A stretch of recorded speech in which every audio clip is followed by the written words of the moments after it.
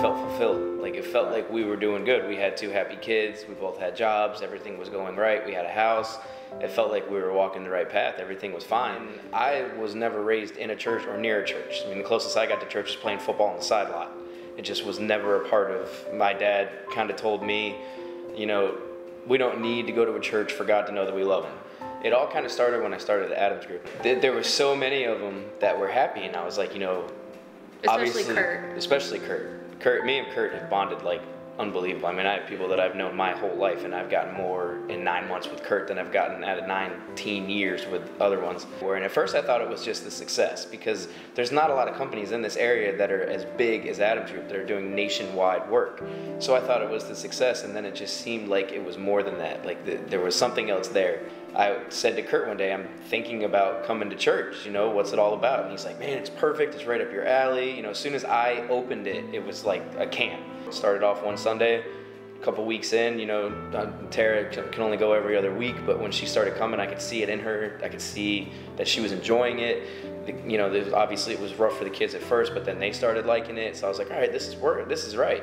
You know, the first time you go, you don't want to stand up and sing because you don't know the words. You feel uncomfortable. You feel like people know that you're the new person, so they're looking to see if you're singing, but you don't get that at Deep Creek.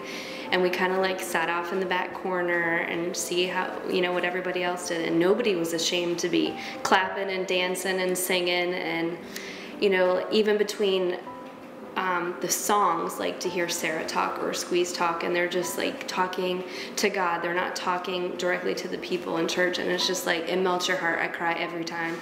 I always felt that the most uncomfortable part of church was singing. So I would purposely come to church like a half an hour late, so you would just happen to come in at the very last song.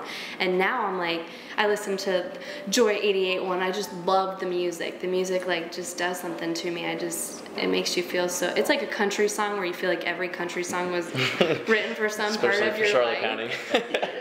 But then you hear this music and it just like, I don't know, it just compels you to want to like be more, to do more, to love more, to give more. Me and Kurt do a lot of working out together and work all day. We do a lot of talking, and it was, you know, he kind of hit me one day with what his priority list was, and I was like, man, because the thing about it is, just coming to church is the beginning.